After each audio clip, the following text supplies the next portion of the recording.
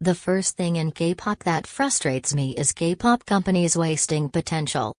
I can't believe how many companies with money, funds and time are just out here neglecting their own artist and wasting their potential. The Korean pop industry is such a cruel industry, there's absolutely no time to waste. I hate seeing groups like Gugudan not getting promotions when they are insanely talented. From East 9 is another great example of a group with amazing potential not getting enough attention from their own company. I hate the fact that there is so many examples of stuff like this, and Kaeun is another great one. She had to leave Pledis because that company had absolutely no plans for her. The waste of potential here hurts. The next thing I hate is temporary groups. Bitch, what the fuck? Whose idea was it to debut a group just to make them disband after 2 years or 8 months? It just caused heartbreaks for the fans, more struggle for the idol who have an uncertain future after that. And the rise of temporary groups recently participated in the rise of solo standing. I'm glad that the temporary group trend is dying these days because Produce 101 got caught, and honestly I hope we don't hear about temporary groups again anytime soon. I love the concept of survival shows, but when you debut a group, please let them live like any other group. The next thing I hate is when K-pop companies give mature concept to kids. So Treasure recently made their comeback with them, and honestly I was shocked when I saw the lyrics. That song is pretty inappropriate for such young boys to sing, and honestly I think this is very problematic. I feel like because they are boys people don't really talk about it, and because they're doing it to a boy group it's not that big of a deal. And I think this is the biggest problem I have with this.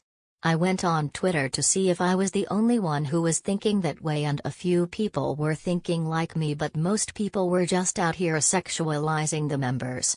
I really can't believe YG producers made that song. Grown-ass men made that song and thought, yes, let's give it to a boy group full of minors. The next opinion is not original at all, but it makes me so mad, so I absolutely had to talk about it, and it's when one member is being pushed way more than the rest of the group. We've been seeing this scenario so much. And I'm sick of it. I absolutely hate it. Especially when this happens with a rookie group. Like when a group debut, how can you think that focusing your energy on only one member is a good idea? I understand that that member can give attention to the group, but it will just make that member more famous and nothing much for the rest. I am a big fan of solo activities in the group.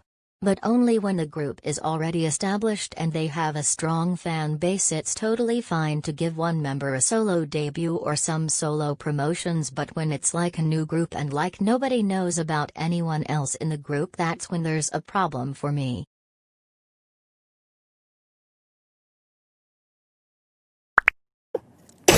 우리 왜 계속 시키는 대로 해야 돼요? 갑자기? 뭐야? 갑자기 나대지 마!